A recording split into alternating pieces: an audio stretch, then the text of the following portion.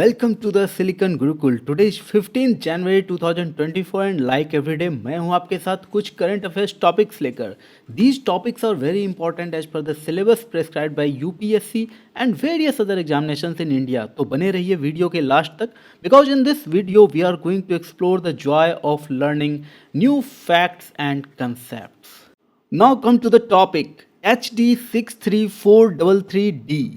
ये कोई नंबर नहीं, ये एक नाम है एक प्लैनेट का जिसे रिसेंटली डिस्कवर किया गया है एस्ट्रोनॉमर्स के द्वारा। It is an earth like planet because इसका रेडियस रफली अर्थ के रेडियस के बराबर है and it is the youngest and closest than any previously identified, या प्रीवियसली जितने भी हमने प्लैनेट डिस्कवर किए हैं उसमें से ये प्लैनेट हमारे यानी अर्थ के सबसे क्लोजर है, सबसे नज़दीक है और सबसे यंगेस्ट भी है। विच मीन्स स्पेस में हमने अब तक जितने भी प्लैनेट डिस्कवर किए हैं उसमें इस प्लैनेट की एज सबसे कम है। Now some facts about HD63433D। तो ये एक अर्थ लाइक एक्सो प्लैनेट है। एक्सो प्लैनेट का मीनिंग हो जाता है कि हमारे सोलर सिस्टम से ये बाहर का प्लैनेट है, हमारे सोलर सिस्टम में एग्जिस्ट नहीं करता है। ऑब्वियसली ये जब सोलर सिस्टम से बाहर का प्लैनेट है तो ये किसी न किसी स्टार के चारों ओर अपना रिवोल्यूशन कर रहा होगा, अपना चक्कर लगा रहा होगा। तो that star is called HD63433। तो याद रखना कि स्टार का नाम है HD63433।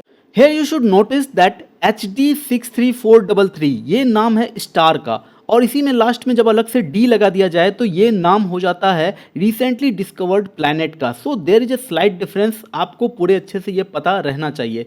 इस स्टार का दूसरा नाम है TOI1726। So there is a slight difference and this is an information given to you। और ये स्टार यानी HD63433 ये स्टार अर्थ से 73 लाइट ईयर्स अवे है। इसके अलावा हम लोग बचपन से कॉन्स्टलेशन यानी कि तारामंडल के बारे में पढ़ते आ रहे हैं, दैट इज उर्सा मेजर या सप्तऋषि या पोलर बियर। बहुत ही पॉपुलर ये कॉन्स्टलेशन है स्टार का। तो उस कॉन्स्टलेशन को बनाने में जो ग्रुप ऑफ स्टार है उसका ये स्टार भी एक पार्ट है। That means HD63433 is one of the star which makes the constellation Ursa Major. So एक बहुत ही इंपॉर्टेंट फैक्ट आपको पता चल रहा है। और ये स्टार दैट इज HD63433 ये स्टार कुछ मामलों में सन के सिमिलर भी है। जैसे साइज और टाइप की बात करें तो ये सन के सिमिलर है, लेकिन अगर एज की बात करें तो ये सन से काफ़ी यंगर है। It is almost 400 million years old, जबकि सन की बात करें तो करीब वो 4.6 बिलियन ईयर्स ओल्ड है। तो कहाँ बिलियन और कहाँ मिलियन। तो अबाउट 10% एज सन का अगर बात करें तो सन का 10% एज है इस HD63433 स्टार का। इसके अलावा जो एक्सो प्लैनेट है जिसकी बात हम शुरू में कर रहे थे 63433D, ये जो एक्सो प्लैनेट जिसको कि हाल ही में डिस्कवर किया गया है, अर्थ से मिलता जुलता कहा जा रहा है, तो इसकी भी age less than 500 million years old है। ऑब्वियसली अगर उस सन का एज 400 मिलियन ईयर्स ओल्ड है तो इससे तो कम ही उसके प्लैनेट का एज होगा परहैप्स।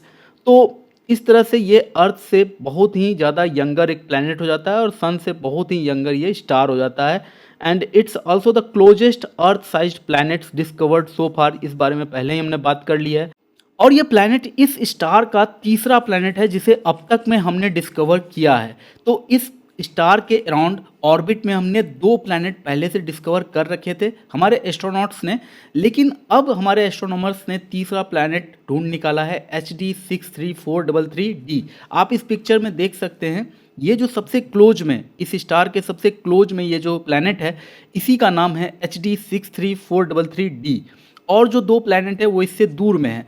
अगर आप अर्थ से कंपेयर करें तो इसका रेडियस यानी HD63433D का रेडियस अराउंड अर्थ के रेडियस के इक्वल है 1.073 इंटू अर्थ रेडियस। तो अराउंड 1 इंटू अर्थ रेडियस आप कह सकते हैं यहाँ पर। तो अर्थ का रेडियस आपको पता होना चाहिए कि अराउंड 6400 किलोमीटर होता है अर्थ का रेडियस। तो लगभग उसी के बराबर है इस प्लैनेट का रेडियस। और ये प्लैनेट अगर आप सन से मरकरी को कंपेयर करें तो सन से मरकरी जितना क्लोज है उसके 8 टाइम्स ये प्लैनेट अपने स्टार से क्लोज है। और ये क्लोजनेस के कारण देखो ये जो प्लैनेट है इसमें एक टाइडल लॉक लग गया है। अगर आप याद करिए, आप अर्थ और मून के सिनेरियो को याद कीजिए तो अर्थ और मून कुछ इस तरह से होता है कि यहाँ पर टाइडल लॉक लग जाता है। इसको ऐसे समझो, सन है, इसके चारों ओर अर्थ जो है वो रिवॉल्यूशन करता है, चारों ओर चक्कर लगाता है, लेकिन साथ में अर्थ रोटेशन भी कर रहा होता है, एक लट्टू की तरह भी नाच रहा होता है और साथ साथ सन के चारों ओर भी घूम रहा होता है। डबल मोशन होता है अर्थ में, रोटेशन एंड रिवॉल्यूशन साइमल्टेनियसली होता है, एक साथ होता है। लेकिन जो मून हमारे चारों ओर चक्कर लगाता है, अर्थ के चारों ओर चक्कर लगाता है, तो मून उस तरह का रोटेशन नहीं करता है। मून में टाइडल लॉक होता है। मून इस तरह से रोटेट करता है कि मून का एक फेस हमेशा अर्थ के साइड होता है और दूसरा फेस हमेशा अर्थ के अवे होता है। तो मून कभी भी रोटेट नहीं कर रहा होता है उस तरह से जिस तरह से अर्थ रोटेट करता है सन के चारों ओर। तो इस बात को याद रखना, इसी को टाइडली लॉक कहा जाता है। तो ये जो HD63433D है, ये टाइडली लॉक है अपने स्टार HD63433 से। एंड इट मीन्स कि इस प्लैनेट का ये भाग हमेशा इस स्टार के सामने होगा और ये वाला भाग हमेशा इस स्टार से अवे होगा। यहाँ स्टार का लाइट नहीं आ सकेगा। तो ये वाला जो पार्ट होता है ये बहुत गर्म होता है। ऐसा अंदाज़ा लगाया जा रहा है हमारे एस्ट्रोनॉमर्स के द्वारा कि around 2300 degree Celsius 2300 degree Fahrenheit का टेम्परेचर यहाँ होता है। अराउंड 1260 डिग्री सेल्सियस टेम्परेचर इसके इस सरफेस पर होगा। एंड रिमार्केबली इस सरफेस पर बहुत ही कोल्ड टेम्परेचर रहेगा, बहुत ही ज़्यादा ठंड रहेगा, क्योंकि यहाँ इस स्टार का लाइट नहीं आया है कई दिनों तक। और इसका जो रिवोल्यूशन टाइम है इस प्लैनेट का बहुत ही कम है। ओनली 4.2 डेज में वो एक चक्कर इस स्टार का लगा लेता है। And being so hot, so close to its star and so small, यहाँ एटमॉस्फेयर हो ही नहीं सकता है, क्योंकि इतना ज़्यादा रेडिएशन है इस स्टार का और ये प्लैनेट इतना नज़दीक है और एक ही तरफ रहता है इसका एक फेस हमेशा। तो यहाँ एटमॉस्फेयर होने का कोई सवाल उठता ही नहीं है। तो इस तरह से हमारा ये टॉपिक था HD63433D। I hope you like the topic.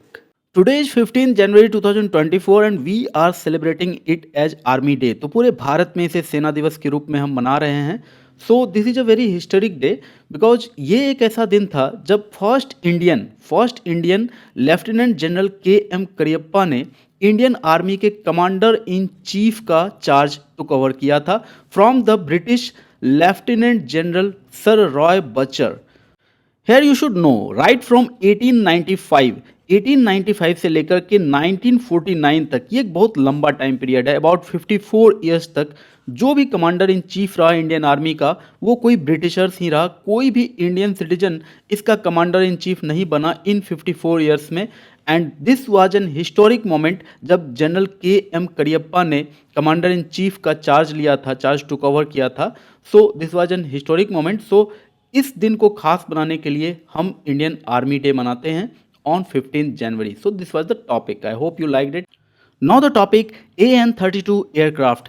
AN-32 aircraft Indian air force के द्वारा यूज किया जाता है। एंड इन 2016 में ऐसा एक एयरक्राफ्ट विथ 26 पैसेंजर्स, ऑब्वियसली ये पैसेंजर्स इंडियन एयरफोर्स के ही स्टाफ रहे होंगे, तो विथ 26 पैसेंजर्स ये गायब हो गया था। दैट मीन्स एक्सीडेंट कर गया था और इसका कोई रैकेज भी कहीं नहीं मिल रहा था, किसी भी तरह का मलबा कहीं नहीं मिल रहा था। बहुत ज़्यादा ढूंढा गया, कई सारे शिप्स, कई सारे एयरक्राफ्ट, दुनिया भर के नेवीज ने ट्राई किया, लेकिन इसका कोई भी रैकेज मलबा कहीं नहीं मिला। But now the waiting is over. Indian air force ने इस AN-32 एयरक्राफ्ट जो मिसिंग था उसका कुछ रैकेज इंडियन ओशियन से ढूंढ कर निकाल लिया है। ये पिक्चर में आप यहाँ देख सकते हैं। So these are some of the wreckage जो उस विमान का ही है, ये कंफर्म हो गया है। So now some facts about AN-32 aircraft. AN-32 aircraft का पूरा नाम है Antonov AN-32 aircraft. Antonov word से क्लियर हो गया होगा कि ये एक सोवियत एरा एरोप्लेन है और ये एक मिलिट्री ट्रांसपोर्ट एरोप्लेन है। इस पिक्चर में आप देख सकते हैं ये कोई फाइटर जेट तो है नहीं, ये एक ट्रांसपोर्ट एरोप्लेन है। इसकी डिजाइनिंग और मैन्युफैक्चरिंग की थी Antonov design bureau of Ukraine ने as per the needs of Indian Air Force, और इंडिया ने इसे 1984 में खरीदा था। एंड प्रेजेंट टाइम अभी इंडिया के पास करीब 100 AN-32 प्लेन्स का एक फ्लीट है और नेटो इसे क्लाइन कह के रिपोर्ट करता है। Now some of the features of this aircraft. तो इस एयरक्राफ्ट को डिजाइन किया गया है डे एंड नाइट दोनों कंडीशन में इसे मनोवर किया जा सके, इस तरह से इसे बनाया गया है। Tropical and mountainous region, even in hot climatic conditions जहां टेम्परेचर 55 डिग्री सेल्सियस भी हो, वहां भी इसे ठीक से मनोवर किया जा सकता है। 2 single shaft turbo prop engine लगे हैं इसमें। Maximum speed 530 kilometre per hour है and cruise speed is 470 kilometre per hour and range is 2500 kilometre and ceiling of the aircraft is 9500 metre. So aircraft का वजन 16,800 kg है। तो इस तरह से कुछ इसके फीचर्स हैं। So this was some information about AN-32 aircraft. I hope you liked it. Now the topic Viper rover. Recently NASA ने अपने लोगों को इनवाइट किया है कि अगर वो चाहें तो मून के सरफेस तक अपने नाम भेज सकते हैं through this VIPER rover. VIPER means volatiles investigating polar exploration rover and it is NASA's first robotic lunar rover. ये ऐसा पहला नासा का मिशन होगा जब नासा मून के सरफेस पर एक रोबोटिक रोवर भेज रहा है। And there is quite possibility कि 2024 के कंप्लीट होते होते नासा इस रोवर को मून के साउथ पोल पर लैंड करा चुका होगा and it is mission of 100 earth days duration covering 3 cycles of lunar day and night. And moon के लिए ये नासा का फर्स्ट मोबाइल रोबोटिक मिशन है and it is also the part of Artemis programme. आप सबको पता होगा कि आर्टेमिस प्रोग्राम आर्टेमिस 3 के अंडर 2026 तक कुछ एस्ट्रोनॉट्स 4 एस्ट्रोनॉट्स नासा की तरफ से जाएंगे और वो मून पर लैंड करेंगे। लेकिन उनके लैंड करने से पहले इस रोवर को वहाँ भेजा जाएगा 2024 के लास्ट तक। ये रोवर उस पॉइंट पर जाएगा और मून के साउथ पोल के लोकेशन का क्लोजअप व्यू, इन्वायरमेंट के condition, temperature condition, depth variation, ये सारे डाटा कलेक्ट करके ये वाइपर रोवर अर्थ को वापस से ट्रांसमिट करेगा और यहाँ जो भी साइंटिस्ट हैं जो इस डाटा को रिसीव करेंगे इस डाटा के बेसिस पर एक रिसोर्स मैप क्रिएट करेंगे एंड 2026 में ये जो आर्टेमिस एस्ट्रोनॉट्स जब पहुंचेंगे मून पर तो ये रिसोर्स मैप उनके काम आने वाला है। So this was Viper rover. I hope you liked it. Now the topic phytocannabinoids. Recently CSIR Indian Institute of Integrative Medicine IIM Jammu के कुछ साइंटिस्ट ने कैनबिस प्लांट के ऊपर अपना रिसर्च किया था और उससे रिलेटेड कुछ सरप्राइजिंग फैक्ट्स हमारे सामने आए हैं। तो क्या है फैक्ट्स उसको समझने के लिए ऐसे समझो इसे, ये कैनबिस प्लांट जो होता है जिसे हम गांजा भांग ये भी कहा करते हैं हिंदी में, तो इस प्लांट का एक कंपाउंड होता है, एक केमिकल कंपाउंड होता है जिसे कैनाबिनॉइड्स कहा जाता है। याद रखना कैनाबिनॉइड्स क्या है, तो एक केमिकल कंपाउंड है कैनबिस प्लांट का। और सिंस ये फाइटो वर्ड क्यों आ गया है, तो सिंस ये देखो प्लांट से ये केमिकल आया है, ये जो कंपाउंड है केमिकल कंपाउंड है ये प्लांट से मिला है, इसलिए यहाँ वर्ड फाइटो इसमें आकर प्रीफिक्स के रूप में जुड़ गया है। That's why this word is phyto cannabinoids, यानी कि कैनिबस प्लांट से मिलने वाला एक केमिकल कंपाउंड। और इसी तरह का एक केमिकल कंपाउंड होता है टेट्राहाइड्रोकैनाबिडियोल। टेट्राहाइड्रोकैनाबिडियोल। तो साइंटिस्ट्स ने ये पता लगाया कि कैनिबस प्लांट का जो ये वाला कंपाउंड होता है टेट्राहाइड्रोकैनाबिडियोल, ये भी अपने आप में एक तरह का फाइटोकैनाबिनॉइड्स है। लेकिन इस टेट्राहाइड्रोकैनाबिडियोल में यानी THCBD में कुछ अनएक्सप्लोर्ड एंटीबायोटिक प्रॉपर्टीज है, यानी कि ये एक तरह का एंटीबायोटिक है। So if you are thinking कि ये तो बड़ा काम का प्लांट है, इसे तो यूज करना चाहिए, तो आप गलत हैं, यू आर रॉन्ग। बिकॉज ये प्लांट में एंटीबायोटिक प्रॉपर्टीज हो या ना हो, लेकिन एक प्रॉपर्टी तो बड़ा खराब है कि ये एडिक्टिव नेचर का है, क्योंकि ये हमारे माइंड के डोपामाइन को इफेक्ट कर देता है, तो हम इसके एडिक्शन में आ जाते हैं। और बार बार एडिक्शन अगर किसी भी पर्सन को हो गया तो वो बार बार एंटीबायोटिक ले रहा है। और पता रखना एक बात को कि एंटीबायोटिक हमारे लिए एक लिमिट में ही ठीक है, लिमिट से अधिक होने पर एंटीबायोटिक हमारे लिए बहुत ज़्यादा डेंजरस है। ये हमारे बॉडी में एंटी माइक्रोबियल रेसिस्टेंस पैदा कर सकता है। देखो ये जो AMR है एंटी माइक्रोबियल रेसिस्टेंस, इसका क्या मीनिंग है? ये बॉडी का एक सिचुएशन है जब बॉडी के अंदर के माइक्रोब्स पूरी तरह से ड्रग रेसिस्टेंट हो जाते हैं। किसी भी तरह का ड्रग्स डालो ये माइक्रोब्स उसको नहीं सुनते हैं और कोई भी ड्रग इन माइक्रोब्स का कुछ नहीं बिगाड़ पाता है। ये माइक्रोब्स अपने आप को उतना डेवलप कर लेते हैं। That situation of body is called anti microbial resistance. और ये पूरी दुनिया के लिए सबसे बड़े थ्रेट में से एक है। इसे top global public health and development threats कहा जा रहा है।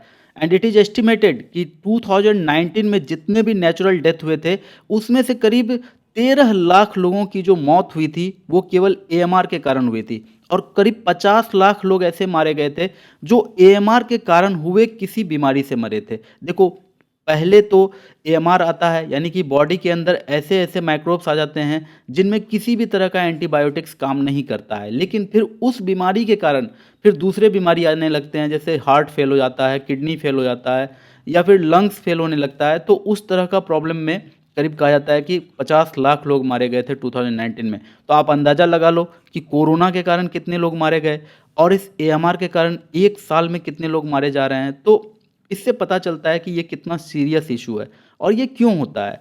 Over use of antibiotics, antimicrobials, ये सबसे बड़ा कारण है इसका। क्योंकि आप बहुत अधिक यूज करते हैं एंटीबायोटिक का, तो आपके शरीर के भीतर का जो भी माइक्रोब्स है वो उसको लेकर के पूरी तरह से रेजिस्टेंट होने लगता है, वो आदी हो जाता है उस ड्रग से लड़ने के लिए। और केवल ह्यूमंस में ही नहीं, अगर एनिमल्स में भी ऐसा कुछ यूज हो रहा है तो उसका खामियाजा ह्यूमंस को भुगतना पड़ता है। फॉर एग्जाम्पल, जितने भी डेयरी फार्म हैं या फिर पोल्ट्री फार्म है, उनका जो भोजन होता है, उनका जो फूड होता है एनिमल्स का, वो फूड वो मार्केट से परचेज करते हैं। फॉर एग्जांपल, कपिला पशु आहार या फिर इस तरह का बहुत सारा पशु आहार आता है। तो इस तरह के पशु आहार में एंटी माइक्रोबियल्स बहुत अधिक मिलाए जाते हैं, ताकि जितने भी जानवर हैं वो इसे खाएं और कम से कम बीमार पड़ें और अधिक से अधिक जो यील्ड है ज़्यादा से ज़्यादा रहे, मिल्क ज़्यादा से ज़्यादा एक्सट्रैक्ट हो या फिर चिकन अधिक से अधिक बिक पाए पोल्ट्री फार्म से। तो इसलिए उसमें उसके भोजन में ही बहुत अधिक एंटीबायोटिक्स मिलाया जाता है और उसी भोजन को फिर, उसी मिल्क को फिर हम ह्यूमन बींग्स पीने वाले हैं, उसी चिकन को हम ह्यूमन बींग्स खाने वाले हैं। That's why over use of antimicrobials in humans as well as animals and plants all are main drivers in the development of drug resistant pathogens. Although AMR world के almost all countries, all regions को affect किए हुए हैं, लेकिन ऐसे countries जहां poverty, inequality या low income country जो हैं वहां AMR अधिक अफेक्ट करता है। उसके पीछे सबसे बड़ा कारण है एजुकेशन का। देखो, एजुकेटेड लोग जब भी अपना कुछ ट्रीटमेंट करवाते हैं तो कोशिश करते हैं कि वो डॉक्टर के पास जाएं और डॉक्टर जो प्रिस्क्रिप्शन दे उसी पर वो दवाई लें। अगर आप यूएसए जाएं या फिर यूरोप के कुछ कंट्रीज जाएं, आप कितना भी कोशिश कर लें, वहाँ का जो डिस्पेंसरी है, वहाँ का जो मेडिकल शॉप है, वो आपको मेडिसिन नहीं देगा। जब तक कि आप डॉक्टर का प्रेस्क्रिप्शन उसे ना दिखाएं, वो आपको मेडिसिन नहीं देने वाला है। लेकिन अगर आप कुछ लो इनकम कंट्री में चले जाएं या फिर इंडिया की ही बात कर लें अगर एग्जाम्पल में, तो यहाँ आपको मेडिसिन शॉप में मेडिसिन बहुत ईजिली मिल जाता है। और ये सबसे बड़ा कारण है ओवर यूज ऑफ एंटीमाइक्रोबियल्स का। किसी को भी कुछ हुआ थोड़ा सा भी, वो तुरंत जाकर एक मेडिसिन लेकर खा लेता है, लेकिन वहीं डॉक्टर के पास अगर आप जाएंगे तो वो आपको प्रॉपर डोज बताएगा कि हाँ इतना डोज है, इस डोज के बाद आपके भीतर, आपके बॉडी के भीतर जो भी पैथोजन है वो पूरी तरह से साफ हो जाएगा, खत्म हो जाएगा। सपोज उसने अगर 12 टैबलेट्स लिख दिए हैं तो आपको टोटल 12 टैबलेट्स खाने हैं, ऐसा डॉक्टर आपको कह देगा। और अगर आप एजुकेटेड हैं तो आप खाएंगे भी 12 टैबलेट्स।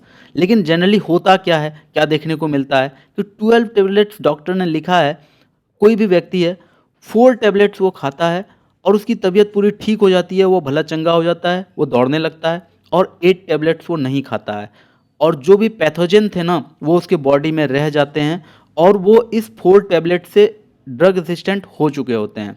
अगली बार जब वो पैथोजन एक्टिव होते हैं, वो आदमी फिर से बीमार पड़ता है, तो डॉक्टर के पास अगर वो गया तो ठीक है, नहीं गया डॉक्टर के पास, फिर से वो 4 टैबलेट लेगा, फिर से वो ठीक हो जाएगा। अब की बार उसमें अधिक पैथोजन उसके बॉडी में रह गया है। इस तरह से धीरे धीरे धीरे उसके बॉडी में पैथोजन जमा होते जा रहे हैं और ऐसे पैथोजन जमा होते जा रहे हैं जो इस टैबलेट से लड़ने के लिए पूरी तरह से तैयार हैं।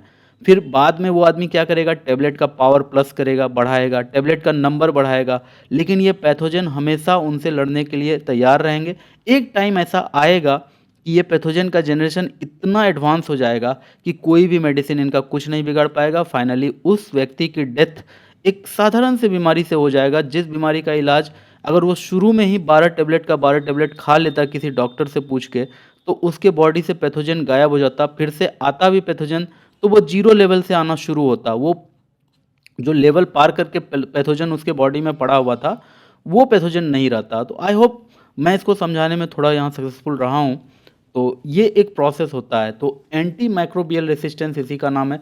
अब आप ही सोचो कि मेडिसिन से इतना प्रॉब्लम है, तो जिस प्लांट के पत्ते में या जिस प्लांट के फ्रूट में इस तरह का एंटीबायोटिक प्रॉपर्टीज हो और कोई व्यक्ति को अगर उसका एडिशन हो जाए, तो पक्का है कि बॉडी में उसका ये AMR डेवलप कर जाएगा और एक टाइम ऐसा आएगा कि उसके भीतर का जो भी पैथोजेंस है वो इतना एडवांस हो जाएगा, दुनिया का कोई भी ड्रग्स उसका कुछ नहीं बिगाड़ पाएगा और फाइनली उस व्यक्ति की डेथ हो जाएगी इस बीमारी से। So this was the topic phytocannabinoids. I hope you liked it. Now the topic baleen whale. Recently एक बलीन व्हेल का जॉ बोन फॉसिल मिला है जो 19 मिलियन ईयर्स ओल्ड है। और ये भी एस्टिमेट किया जा रहा है कि ये जो बलीन व्हेल रहा होगा जिसका कि ये फॉसिल मिला है वो 9 मीटर्स लॉन्ग रहा होगा। जनरली ये माना जाता है कि बलीन व्हेल अपने इवोल्यूशन के टाइम में 4 मीटर से 5 मीटर के लेंथ में हुआ करते थे, लेकिन ये एक पाथ ब्रेकिंग सक्सेस मिला है। इससे हमें व्हेल के इवोल्यूशन को समझने में भी बहुत हेल्प मिलने वाला है। बलीन व्हेल्स कैटासियन का एक टाइप है जिनके माउथ पर एक यूनिक एपिडर्मल मॉडिफिकेशन होता है जिसका यूज कर ये जो फिश होते हैं या व्हेल्स होते हैं ये फूड को फिल्टर करते हैं वाटर से। और इस पार्ट को ही बलीन कहा जाता है। उनके माउथ में जो एक तरह का एपिडर्मल मॉडिफिकेशन हो जाता है इस मॉडिफिकेशन को बलीन कहा जाता है। That's why such whales are called baleen whales. और कैटासियन किसको कहा जाता है? तो जो भी एक्वाटिक मैमल्स हैं जिनके पास फिन्स है, फिश लाइक स्ट्रक्चर है लेकिन वो मैमल्स हैं, उनको कैटासियन कहा जाता है। तो याद रखना कैटासियन हो और उनके माउथ पर एक यूनिक एपिडर्मल मॉडिफिकेशन हो तो उन्हें बलीन व्हेल्स कहा जाता है। देखो अर्थ पर जितने भी मैमल्स हैं सबके पास टीथ है उसके माउथ में, लेकिन बलीन व्हेल्स एक स्ट्रेंज एक्सेप्शन है और इसी एक्सेप्शन के कारण इतना इसका इनॉर्मस साइज होता है। आपको पता होना चाहिए कि जो ब्लू व्हेल्स होते हैं वो भी एक तरह का बलीन व्हेल ही है। तो बलीन आखिर होता क्या है? बलीन एक large rack of fine hair like keratin structure होता है जो इसके माउथ में इनबिल्ट होता है। ठीक है, एपिडर्मल मॉडिफिकेशन अभी तुरंत मैंने आपको बताया। इससे क्या करते हैं ये व्हेल्स कि वाटर से स्मॉल क्रिल्स को फिल्टर करते हैं और उसे खा लेते हैं और ऐसा ही करके वो जीते हैं। और जो भी जू प्लैंकटन का बहुत ही इनॉर्मस शॉल्स जहाँ उन्हें मिलता है, ओशियंस का ऐसा ऐसा पार्ट है जहाँ जू प्लैंकटन बहुत अधिक क्वांटिटी में है, तो वहाँ ये व्हेल्स जाते हैं और अच्छे से फिल्टर करके ये सारे जू प्लैंकटन्स खाने लगते हैं। एंड यही एक रीज़न है कि इवोल्यूशन के दौरान इनका जो साइज है वो बढ़ता ही चला गया, क्योंकि ये उन चीज़ों को खा सकते हैं जो बहुत ही इनॉर्मस क्वांटिटी में ओशियन में मिल जाता है इन्हें। सो दिस वाज द रीज़न कि इनका साइज इतना अधिक हो गया है। और इनको कहा जाता है, बलिन व्हेल्स को कहा जाता है कि ये इकोसिस्टम इंजीनियर्स हैं, बिकॉज इनका ह्यूज बॉडी एक ट्रिमेंडस अमाउंट ऑफ एनर्जी को कंज्यूम करता है। जितने भी जू प्लैंकटन हैं अगर वो नहीं ये खाए तो फिर वो जू प्लैंकटन ही जू प्लैंकटन हर जगह नजर आएंगे ओशियन में, तो ये सबको कंज्यूम कर लेते हैं। और जब इनका डेथ होता है ना तो इनका बॉडी डीप सी इकोसिस्टम में एक कंप्लीट एबंडेंस ऑफ न्यूट्रिएंट्स ला देता है। जितने भी छोटे छोटे अदर जो क्रिएचर्स हैं उनको एबंडेंस ऑफ फूड मिल जाता है, वो अच्छे से वहाँ रह पाते हैं। That's why it is called ecosystem engineers. Now the topic national Sports and Adventure Awards 2023। Recently Rashtrapati Bhavan में एक फंक्शन के दौरान president of India presented the national Sports and Adventure Awards 2023।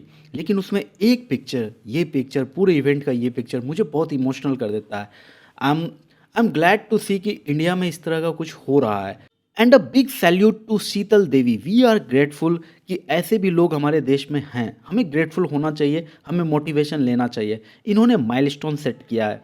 ये बहुत हार्ड रहा होगा कि एक पारा आर्चर होते हुए एबल बडीड एथलीट्स के साथ compete करना और पदक जीत कर लाना और अर्जुन अवार्ड से सम्मानित भी होना। अपने आप में इन्होंने बहुत बड़ा कीर्तिमान स्थापित किया है और हमें तो बस यहाँ इन्हें फॉलो करना है। So it's a big motivation for us. So let's do our work.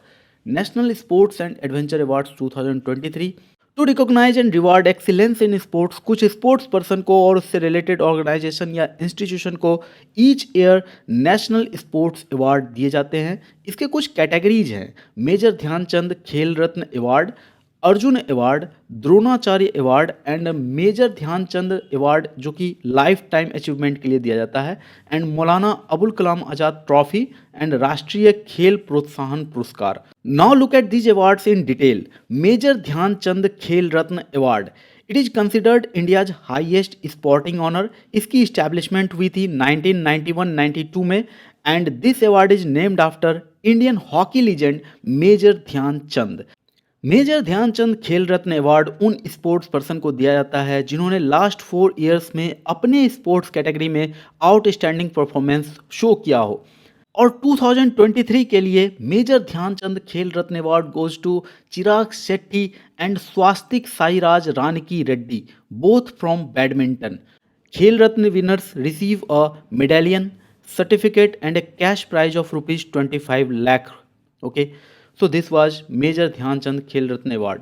Now Arjun award, Arjuna award को इस्टेब्लिश किया गया था 1961 में। तो ये जो खेल रत्न अवार्ड है, मेजर ध्यानचंद खेल रत्न अवार्ड, ये 1991 में किया गया था और अर्जुन अवार्ड को 1961 में किया गया था।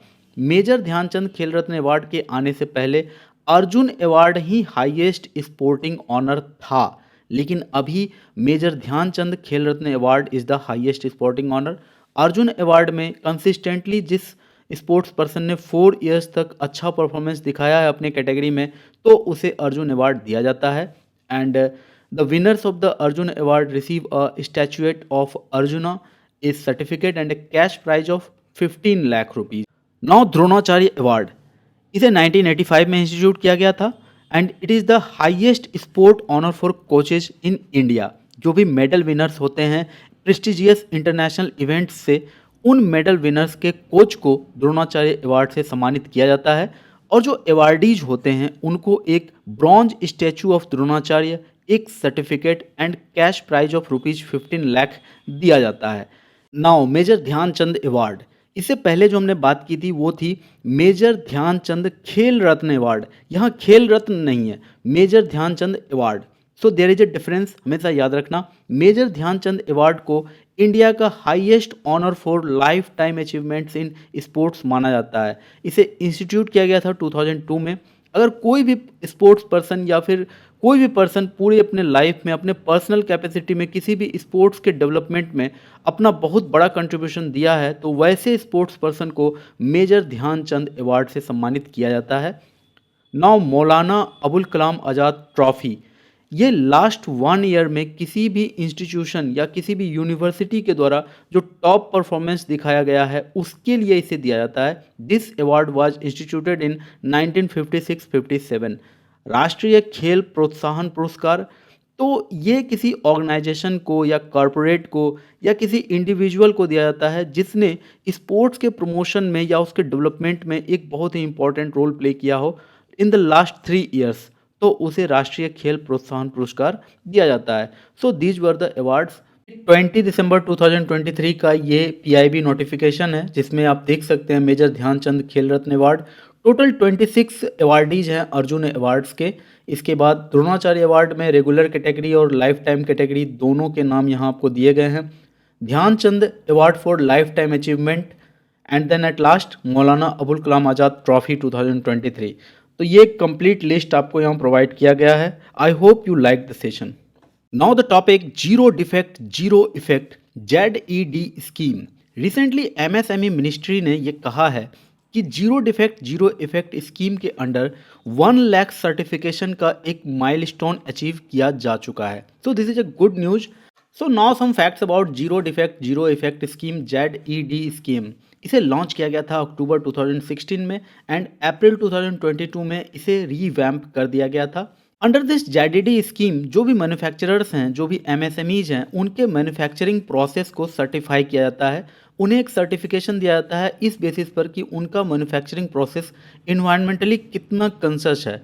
अगर वो इन्वायरमेंटली बहुत कंसर्स हैं तो उन्हें गोल्ड सर्टिफिकेशन दिया जाएगा, अगर डल हैं तो उन्हें ब्रॉन्ज सर्टिफिकेशन दिया जाएगा। इसके लिए 20 परफॉर्मेंस बेस्ड पैरामीटर्स होते हैं जैसे quality management, timely delivery, process control and waste management. और जिनका भी सर्टिफिकेशन अच्छा होगा उन्हें बहुत सारे बेनिफिट और दिए जाएंगे एक्स्ट्रा। तो इससे क्या होता है, इससे जो भी MSMEs हैं उनमें एक मोटिवेशन आता है कि मैन्युफैक्चरिंग को हम ZED लेवल पर करें। उनके लिए ये ZED एक मोटिवेशन हो कि वो अपने सर्टिफिकेशन को बेटर से बेस्ट की ओर ले जाएं। इसके लिए वो गवर्नमेंट द्वारा सुझाए गए जीरो डिफेक्ट प्रोडक्शन प्रोसेस को अपनाएं। इसके अलावा वो कॉन्स्टेंटली अपग्रेड करते रहें अपने क्वालिटी स्टैंडर्ड्स को, प्रोडक्ट्स में भी और प्रोडक्ट को बनाने के लिए जो प्रोसेस यूज करते हैं उनमें भी। तो इस तरह से मेक इन इंडिया कैंपेन में एक सपोर्ट मिल सकता है, एक बूस्ट मिल सकता है in future. Now the topic Congo river. Recently Congo river बहुत न्यूज में रहा है बिकॉज यहाँ जो एक फ्लड आया है, रिपब्लिक ऑफ कॉन्गो और कॉन्गो रिपब्लिक, ये 2 कंट्रीज हैं जिस होकर कॉन्गो रिवर का बहुत बड़ा पार्ट फ्लो करता है। तो यहाँ इस रिवर के फ्लड आने के कारण करीब 300 लोग मारे जा चुके हैं। That's why this is a big news. At first we are going to see the map. इस मैप में आप देख सकते हैं ये रिवर जाम्बिया से ओरिजिनेट होता है और ओरिजिनेट होकर नॉर्थवर्ड फ्लो करता है and suddenly it turns west और वेस्ट डायरेक्शन में मूव करता है, फ्लो करता है and then it turns west south, south west, okay. And finally after flowing through Republic of Congo ये जाकर साउथ अटलांटिक ओशियन में फ्लो कर जाता है, गिर जाता है। So in this map you can see कि डेमोक्रेटिक रिपब्लिक ऑफ कॉन्गो और रिपब्लिक ऑफ द कॉन्गो ये दो ऐसे कंट्रीज हैं जिस होकर इस रिवर का बहुत बड़ा पार्ट फ्लो करता है। तो इसमें जब फ्लड आया है तो इसी कंट्रीज के, इन्हीं दो कंट्रीज के करीब 300 लोग अब तक में इनकी जान जा चुकी है। Now some facts about Congo river. Congo river Africa के वेस्ट सेंट्रल पार्ट में लोकेटेड है। इसे जायरे रिवर भी कहा जाता है।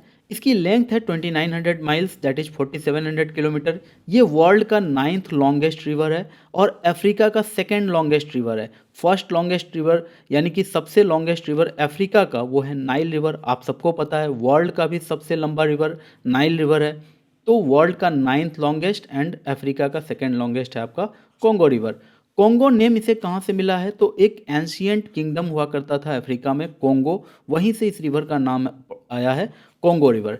इसके अलावा रिवर सिस्टम की बात करें, पूरे रिवर सिस्टम की बात करें, पूरा बेसिन का बात करें हम, तो फिर ये Republic of the Congo, Democratic Republic of the Congo and Central African Republic, Zambia, Angola, parts of Cameroon and Tanzania, इतने सारे कंट्रीज में ये पूरा रिवर सिस्टम फैला हुआ है।